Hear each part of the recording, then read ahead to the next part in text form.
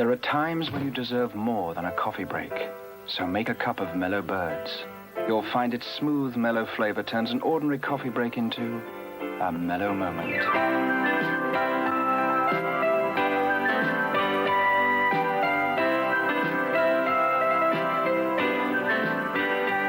Mellow Birds for mellow moments. Every day should have some. Well, welcome back to Mellow Moments, ladies and gentlemen. And, once in a while I see the stray comments saying that they've tried Mellow Birds and they don't like it. Let me tell you something, you're making it wrong. Here's the instructions on how to make a lovely hug in a mug. You take a teaspoon, you fill that teaspoon up once, put it in, you fill it up again, so that's a second teaspoon, put it in, add the milk, maybe I would say 1 thumb's worth. So take your thumb and make sure there's at least a thumb of milk in there. Then stir the powder and the milk together. Add the hot water. Stir. Should have a lovely kind of smooth, silky top. Take a sip.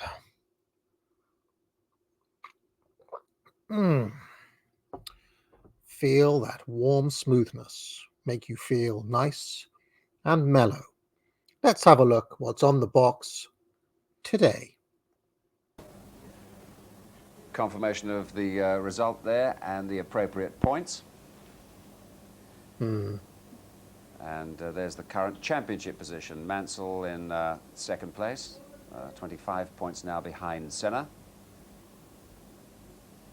The Constructors' Championship looks like this. McLaren still pretty much out front from Williams.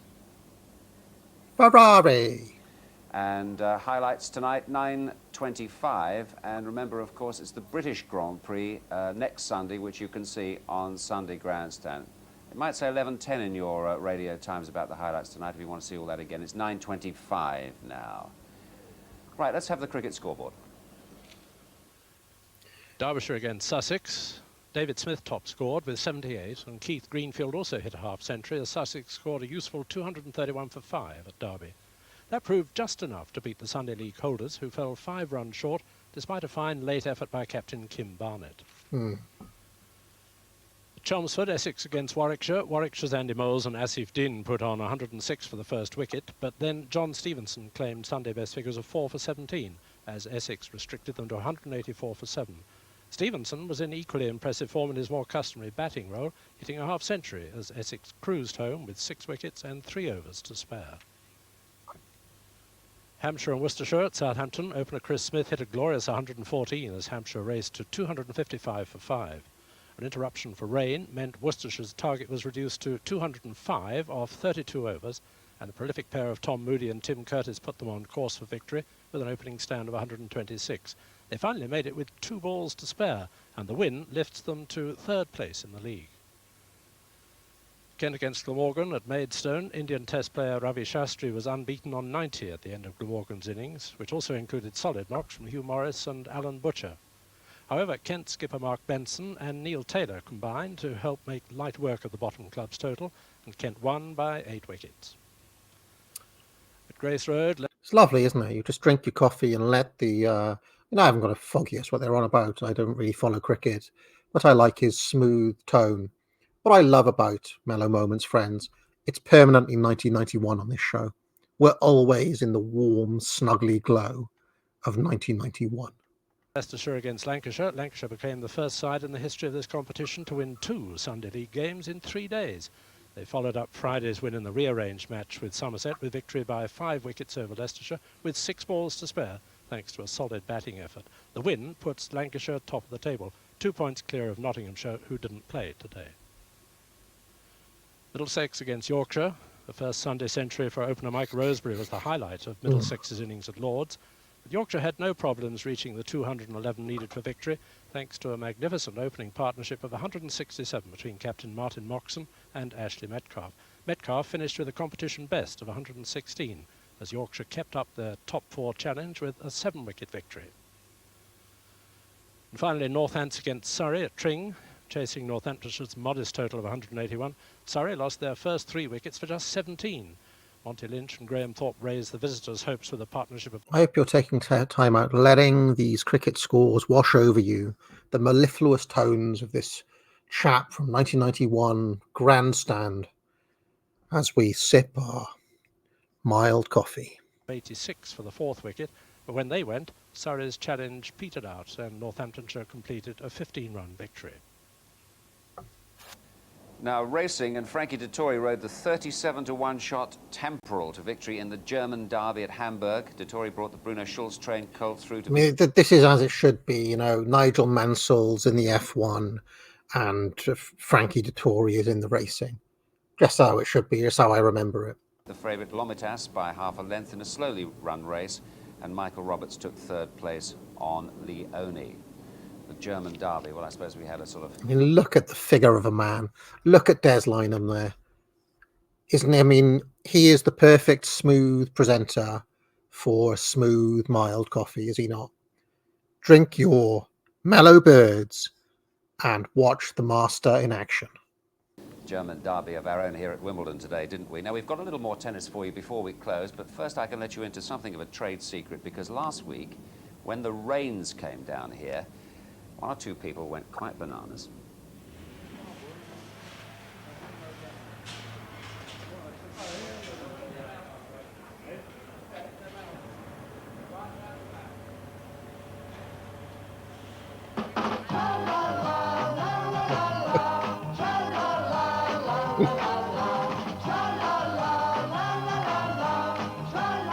Come on, Tim.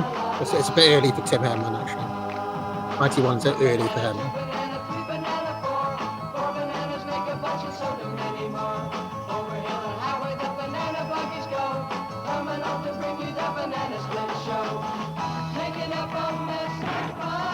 I actually don't know who the British players were in this era. 91, it's too early for Henman. I don't know who the British players were in that era. Was there a British player at this time? Yeah, I'm drawing a blank. La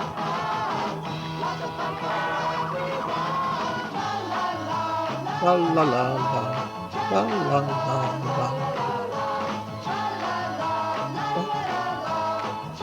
la.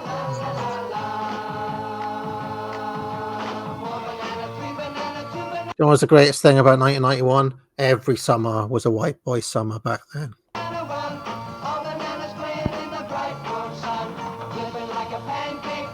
Frightening.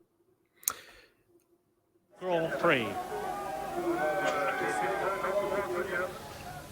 Usual terrible waste of good champagne, but that's the World Drivers' Championship situation now after 11 rounds, and I mean, the next it's in the Grand bag Prix for Senna. is at Monza, the Italian Grand Prix in It's in the bag for Senna. Spoilers, everyone. 2 weeks' time. You'll see that, of course, on BBC, and there are highlights of today's race tonight, just in case you missed Cracking film, by the way, if you've never seen it. Senna. Good documentary, that. it. Now, some other news and motorcycling. Reigning world champion Wayne Rainey tightened his grip on this year's 500cc championship with victory in the Czechoslovakian Grand Prix. Rainey came home ahead of Australian Michael Doohan, his nearest challenger for the title, with American John Kaczynski in 3rd place. The victory means that Rainey now has an 18-point advantage over Doohan with just 2 races to go. Rowing, Britain's women's coxless four... I like the idea that you can have different types of Mellow Bird mugs, you know. Back in the first episode, it was a Terry Wogan sip. Today, we're having a Des Lynam sip. But still smooth, very smooth. Took the silver medal with an excellent performance at the World Championships in Vienna. The 4, Alison Brownless, Claire Davis, Anne-Marie Dryden and Kate Brownlow, finished 4 seconds behind China, but held off the USA to take 2nd place. One football result for you. Huddersfield Town 1, Bradford City 0, a Kieran O'Regan penalty gave Huddersfield the 3 points there today. Now, the plan of campaign for the rest of this afternoon is that very shortly we'll be showing you the women's marathon from the World Athletics Championships. Shortly after that, well, say about 40 minutes or so after that, we'll be going swimming, the European Championships, and then a full roundup at 3:30 of the rest of the World Athletics Championships from Tokyo Day 2. Now, Daley Thompson has joined Dave Moorcroft and myself, and I suspect that you were fascinated. I loved. I had a computer game on the ZX Spectrum, Daley Thompson's Olympic Challenge. Oh, it was brilliant. It was. Love a bit of Daley Thompson. By that 100 metres earlier today. Yeah, it does. I think it would probably be true to say it was probably the greatest 100-metre race ever run. Really? Well, if you at home don't know what happened, we'll keep it up our sleeves because we're going to show you all that, as I say, a little bit later on. But let's start now with an event that happened in Tokyo in the small hours as far as we're concerned. I love Des. He's got that, easy in a, I bet you're easy in a ski lodge. He's got that vibe about him, Concerned, the women's marathon. And every right to be. It's much like making love to a beautiful woman. And that's confirmation of the result and the British placings. Veronique Marot of Britain didn't finish, and Dave Moorcroft's got a comment on that. Well, Sally Ellis and Sally Eastwood did very well to move through to 10th and 11th, but Wanda Pamphor's had a reputation of being a big city winner, London, New York, Boston, but never done it in a major championship, and she didn't run the European Championships last year, but she's done it this time, world champion, and she'll be hard to beat in the Olympics next year. But I'm sure Rosa Mota will be back with a vengeance. She has a fantastic record, has won every title, and I would have thought she'd quite fancy the idea of one more pop at the Olympic title next year. Good, Dave. Thank you very much indeed. And in about 20 minutes' time or so, we'll be reviewing the whole of day 2 of those World Athletics Championships from Tokyo. Some fascinating events there were too. Meantime, it's the European Swimming Championships in Athens. We're reviewing now the last day's action, but we'll begin with the British gold medal winning performance of those games with Andy Jameson and Hamilton Bland. Well, some good performances there, and we'll have more from the swimming sometime after 5 o'clock for you this afternoon. Now, around about that time, too, the Ryder Cup team for the forthcoming match in the United States should be announced. Bernard Gallagher will cross the T's and dot the I's as far as the team is concerned this afternoon. He hasn't yet, but as soon as he does, we'll let you know about that Ryder Cup team. Right, let's concentrate now on events in Tokyo a few hours ago, day 2 of the World Athletics Championships. Some momentous performances there, especially in the 100 metres, and it all began this morning with the semi-finals. What a pro. What an absolute pro Des was. All right.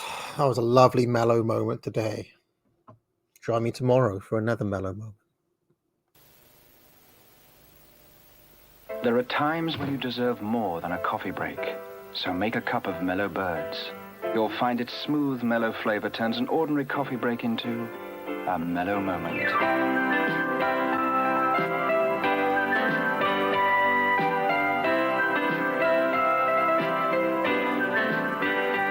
Mellow Birds for mellow moments.